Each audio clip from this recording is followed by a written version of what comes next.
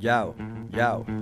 Aquí no se aborda la verdad, solo el acercamiento que la antropología da de la realidad. No es el fin colonizar, sino aprender, conocer, expander lo que a simple vista no se puede ver. Diálogos, charlas que se entablan, son varias voces las que detrás de ellos hablan. Alale a la vecina y dile que ya está arriba este podcast que coloca la antropología en un estado de divulgación, dejando atrás la presunción. Para oreja y presta atención a lo que el app nos tiene preparado el día de hoy. Emic y Etic.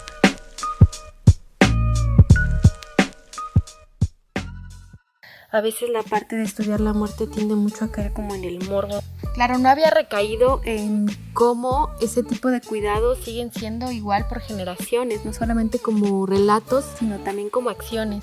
Por ejemplo, uno ve una cruz pintada de rosa y pues la simbología del color, ¿no? O sea, inmediatamente piensas que fue una víctima de feminicidio. Y también por otro lado, pues en esta parte de la domesticación de la muerte, enseñarles a los lectores los altares domésticos que construyeron las familias.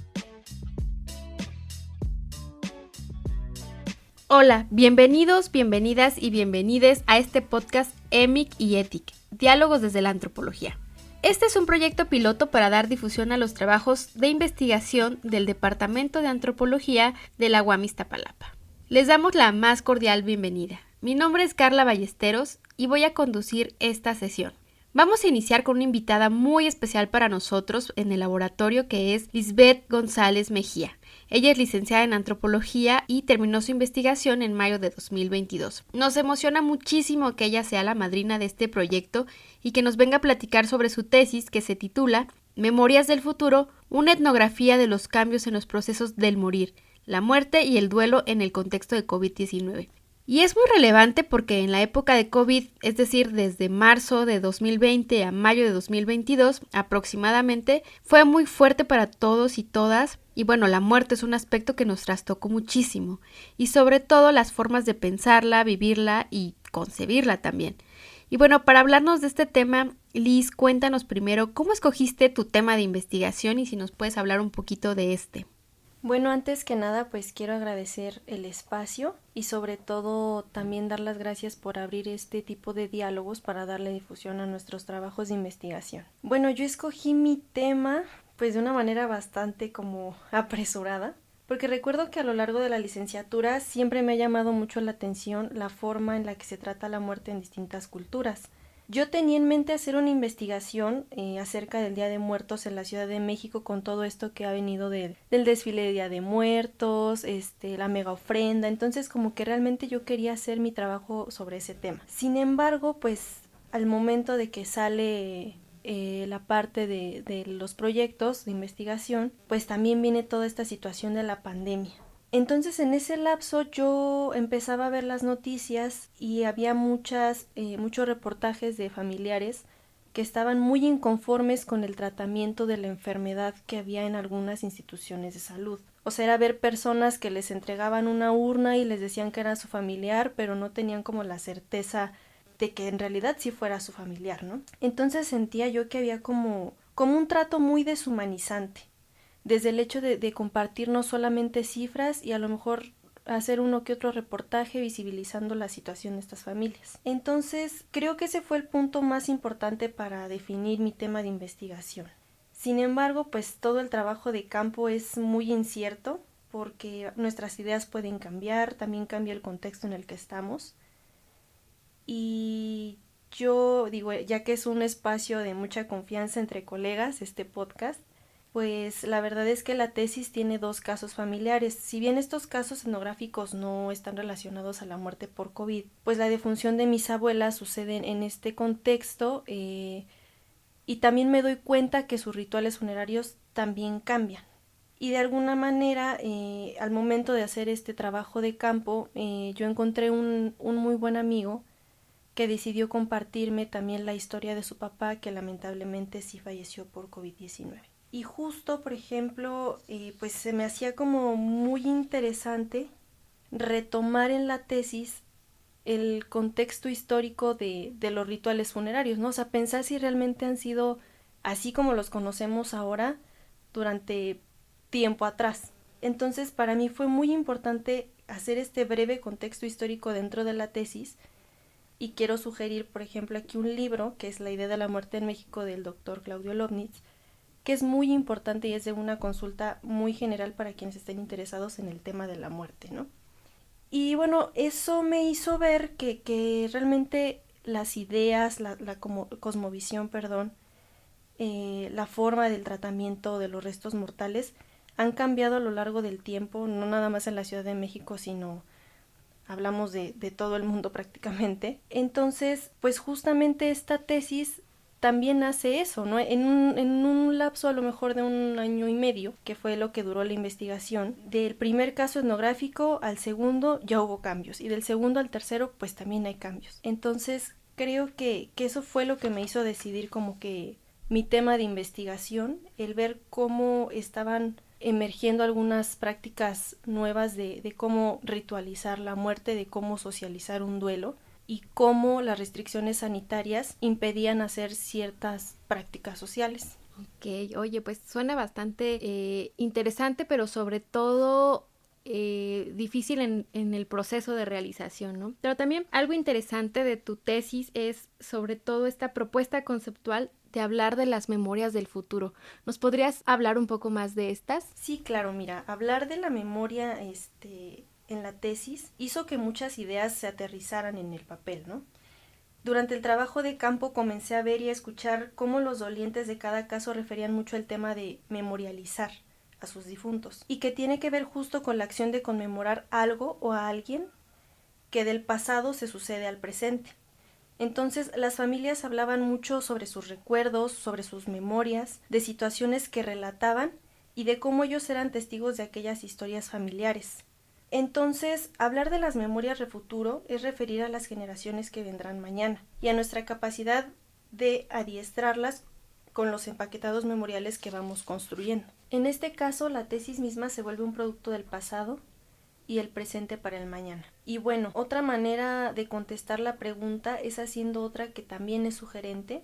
Recuerdo que esta pregunta salió durante un seminario en conjunto con mi asesor de tesis, el doctor Federico Besserer, y más colegas del Departamento de Antropología de la UAM. La pregunta era ¿qué tan larga es la memoria? Y quisiera mencionar que las conmemoraciones de estos sucesos trágicos a través de rituales nos permiten crear lazos afectivos y construir la liturgia familiar, o los relatos históricos de toda una comunidad que vivió al mismo tiempo una crisis, en este caso por la pandemia. Justamente después de terminar la tesis como que yo la pensaba una cápsula del tiempo, porque además de referir 3 casos familiares, pues también refiere una pequeña parte, a lo mejor retomando un tema que es las defunciones, sobre cómo se vivió la pandemia durante el 2020, el 2021 y un poco el 2022.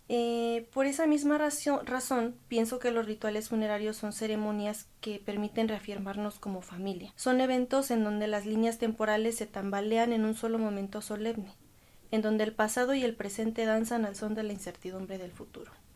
Sin embargo, también pienso que por otro lado, claro que surgen nuevas preocupaciones, porque van a haber nuevos miembros en la familia, pero tampoco podemos confiar del todo en ellos porque realmente se les está confiando como el resguardo de esa historia familiar, pero hasta qué punto ellos se van a sentir responsables de guardar a lo mejor toda la fidelidad del mundo por transmitir los mismos recuerdos, los mismos testimonios, las mismas historias.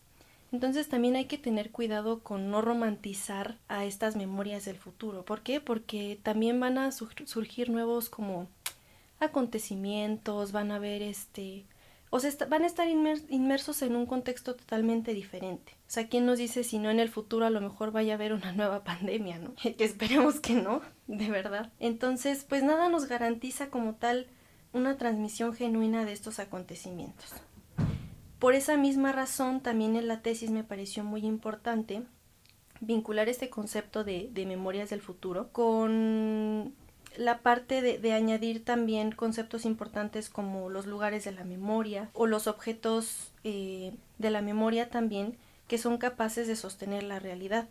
Así entonces a lo mejor no conferimos del todo a individuos nuestras historias familiares, sino que también lo hacemos y las anclamos en lugares y en objetos.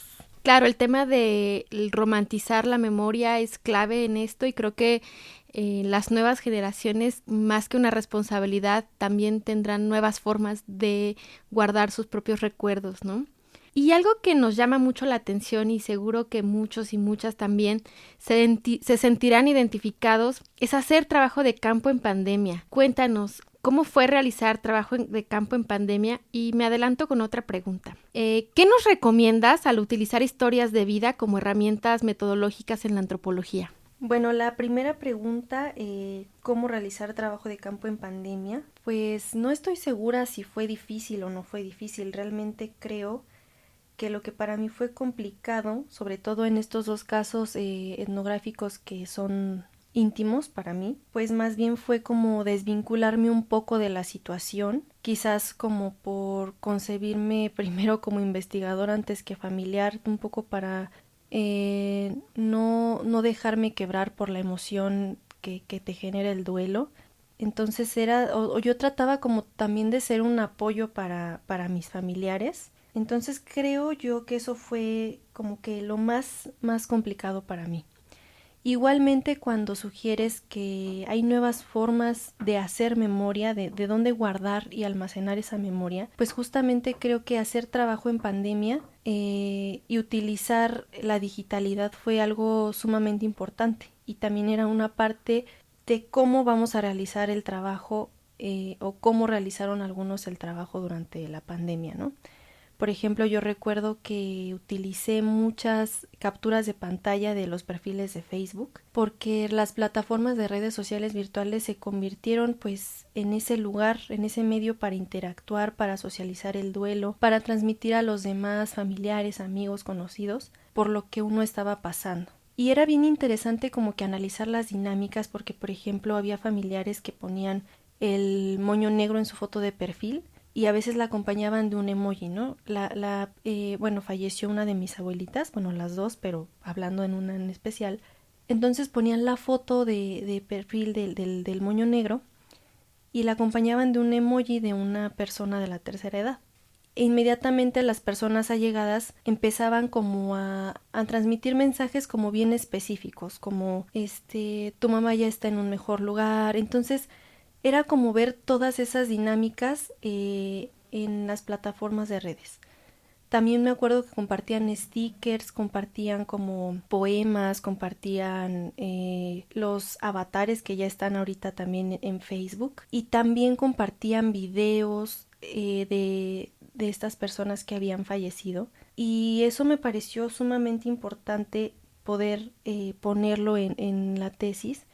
Y también, sobre todo en mi caso, tener que realizar trabajo de campo a distancia mediante llamadas telefónicas o videollamadas en Zoom, también porque no me surgió esta posibilidad de asistir de manera virtual a un ritual funerario a través de una videollamada de WhatsApp, ¿no? Entonces fue esta manera diferente de lo que yo tenía pensado al hecho de hacer un trabajo de campo. O sea, yo no me imaginaba que mi trabajo de campo fuera en su mayoría de manera virtual.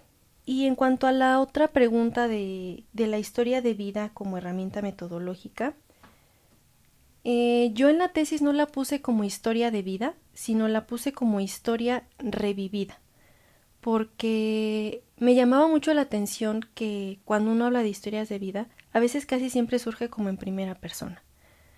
Pero en este caso, pues esas personas ya no están con nosotros, entonces alguien más las revive por ellos. Y era así como, por ejemplo, sus familiares me contaban un poco de su personalidad, pero también al mismo tiempo sí surgían historias individuales. O sea, por ejemplo, me acuerdo que entrevisté a una hija de la señora Julia, que es mi primer caso etnográfico, y de repente mi mamá era así y le pasó esto y esto, pero era así y era así conmigo. O sea, después empezaba a surgir como ella, luego otra vez su mamá, entonces era así como que las historias se superponían una con la otra. Y también me parecía como importante al momento de construir esta historia revivida, que eventualmente sí surgían como algunos tragos amargos que se vivió con la otra persona, con la persona que ya no está con nosotros. Hubieron situaciones difíciles que pues de repente al hacer la entrevista mencionaban como me acuerdo que mi madre me hizo esta cosa o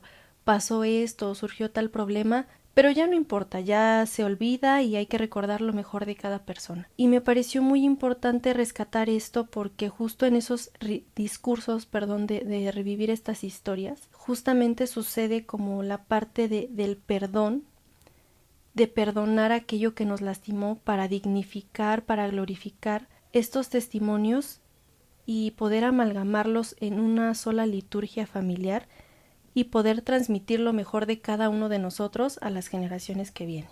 Claro, son una de las tantas cosas que se vieron en esos momentos. Pero también hay un tema que a mí en lo particular me llamó mucho la atención de tu tesis y es la manera en la que abordas y concibes los cuidados y los afectos. ¿Nos podrías igual hablar más de esto? Bueno, esta pregunta que me haces creo que también es una de las partes que más me apasionó al momento de escribir la tesis, y una de las primeras acciones que vi que tiene que ver justo con los cuidados es cómo vamos a tratar los restos mortales de nuestros familiares.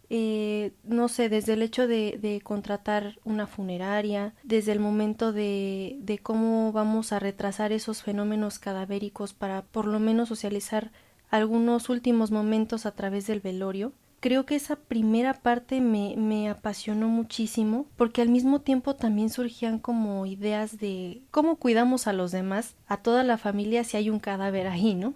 Porque me llamaba mucho la atención, lamentablemente en ese momento pues no pude tomar una fotografía, pero las familias ponían un recipiente con vinagre de manzana y cebollas en rodajas y me decían, bueno, es que eso lo ponemos nosotros pues para que absorba olores o malas energías, porque si no pues nos podemos enfermar. O sea, salía como todo este ímpetu por cuidarnos entre todos, por no enfermarnos, por no adquirir a lo mejor un ente negativo en la familia, etcétera. Igual, por ejemplo, pues por ser un momento sumamente difícil, recuerdo que yo al principio hablaba como la enfermatización del duelo, porque justo la parte a lo mejor ya sea como de explotar en emociones o al contrario más bien de guardárnoslas para nosotros mismos, pues hacía o provocaba dolores de cabeza en los dolientes o desmayos o a lo mejor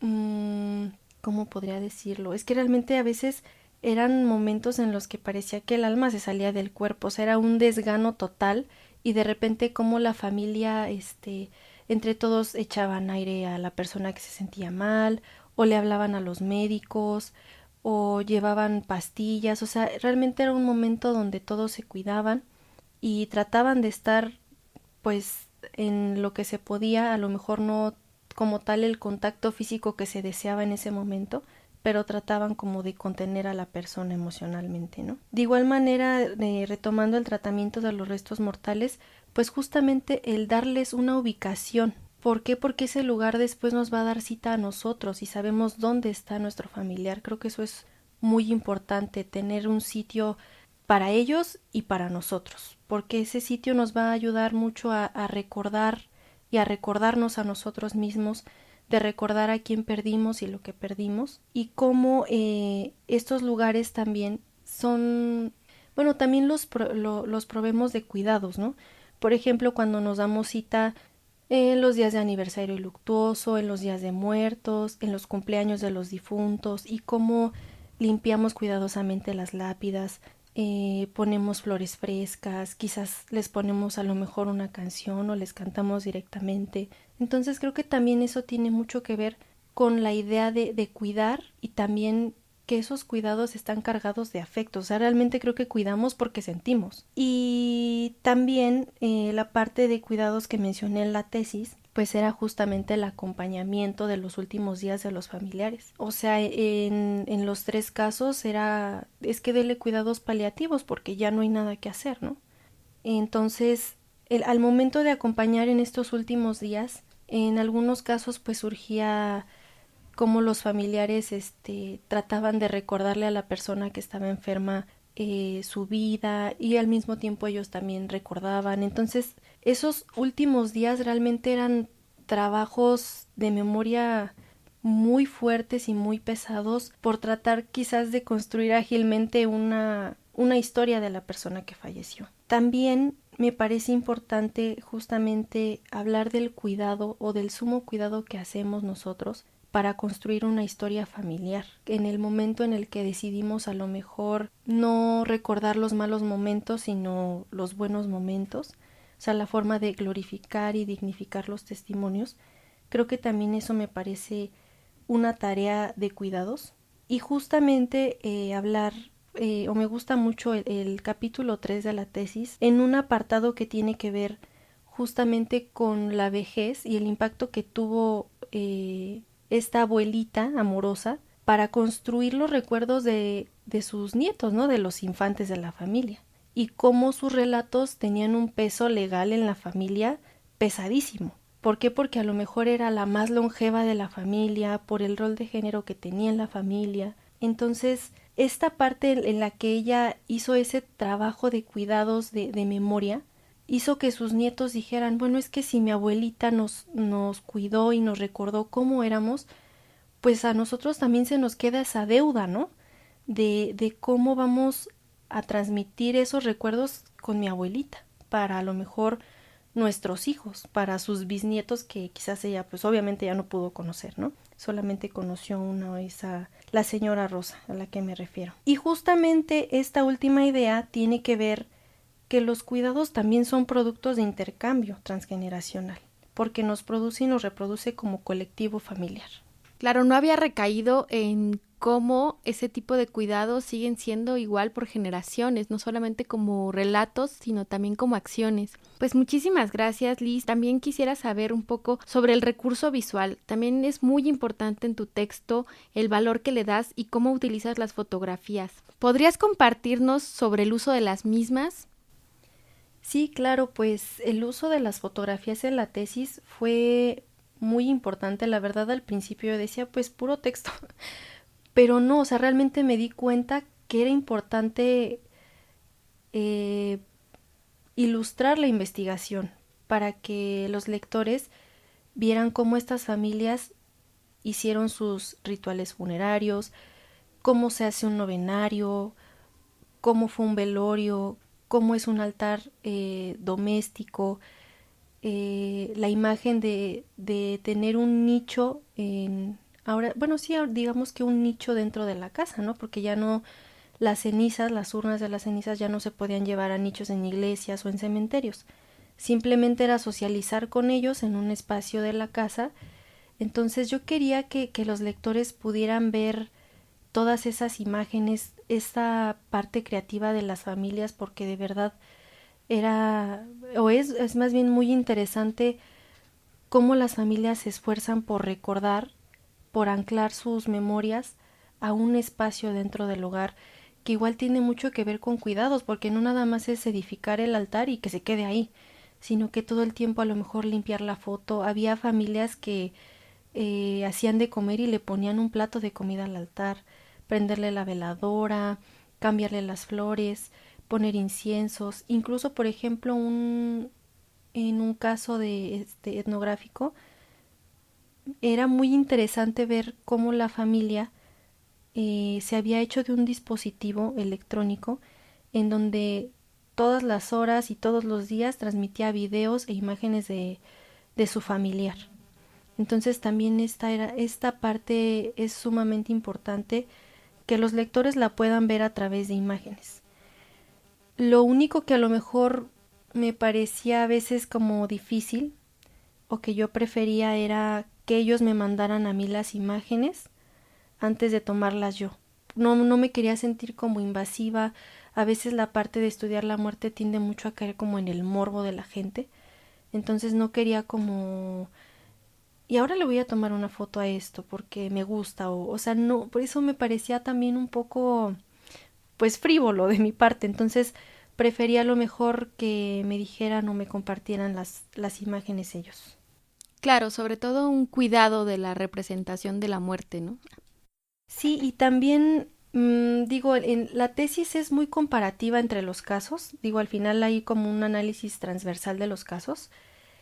Y también para los lectores me pareció muy importante compartir imágenes, por ejemplo, de la distinción de espacios, porque al suceder la pandemia en marzo, todavía en abril había espacios en los cementerios municipales de estilo tradicional, en donde podemos ver un estilo bastante amplio en cuanto a creatividad, porque la arquitectura es variada, había epitafios todavía, de repente uno va a un cementerio de estilo tradicional y te encuentras a lo mejor de primera mano con la clase social del difunto y de la familia, quizás a lo mejor con el tipo de muerte, o sea, por ejemplo, uno ve una cruz pintada de rosa y pues la simbología del color, ¿no? O sea, inmediatamente piensas que fue una víctima de feminicidio.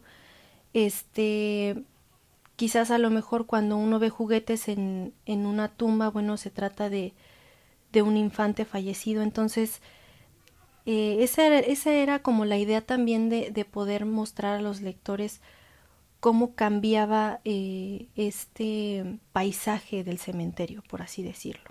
Porque después nos encontrábamos con un cementerio privado, donde realmente era un espacio laico, en donde se exalta un poco más la naturaleza, en donde nada más encontramos una lápida nombrada. Yo en ese capítulo le puse memorias en concreto, porque justamente uno se tiene que memorizar el cementerio, porque todo es igual. Entonces lo único que tenemos que hacer es pasamos por este árbol a lo mejor y estaba al lado de tal, o me acuerdo bien del número. Y también por otro lado, pues en esta parte de la domesticación de la muerte, poder enseñarles a los lectores los altares domésticos que construyeron las familias. Por ejemplo, en el tercer caso etnográfico, me llamaba mucho la atención cómo las familias hacían sus altares domésticos, porque, por ejemplo, yo le comentaba al hijo del señor Moisés que me parecía muy importante cómo al principio, cuando sucedió la muerte de su papá, construyeron un altar muy grande en donde pusieron como escaleras. Y yo le decía, es que es como, o siento que se trata del ascenso de tu papá hacia el cielo, ¿no? Y después en noviembre de ese año, del 2020, construyeron esas escaleras también y le dije, es que siento que ahora es el descenso de tu papá que viene a verlos. Entonces yo también quería como que los lectores pudieran encontrarse con esas imágenes de cómo la familia había construido sus altares, cómo se diferenciaban los lugares de la memoria, y también fotografiar a veces, por ejemplo, algunos recursos mnemotécnicos que utilizaban para recordar a sus seres queridos. Muchísimas gracias, Lisbeth, por venir y por compartirnos tu investigación. Sin duda es una gran referencia para las y los alumnos que se encuentran haciendo investigación actualmente. Y por último, nos gustaría que nos dejes una recomendación literaria o audiovisual que te haya inspirado o ayudado en tu investigación, un poco para también que los estudiantes y las estudiantes se inspiren. Pues tengo muchas sugerencias literarias, pero voy a recomendar algunas por si quieren consultar algunos de los siguientes conceptos. Bueno, sobre la memoria colectiva, que se construye mediante los testimonios, les recomiendo el libro de Memoria Colectiva de Maurice Hallward. O, por ejemplo, si desean tratar a los lugares de la memoria, les recomiendo hacer una lectura del concepto del autor Pierre Nora, pero a lo mejor para entenderle un poquito más, porque él hace como referencia a los lugares de la memoria, pero los nacionales, pues a mí me ayudó muchísimo consultar el libro de Antropología de la Muerte de Joel Kandau, como que él hace más referencia un poco a la parte de las casas, los museos.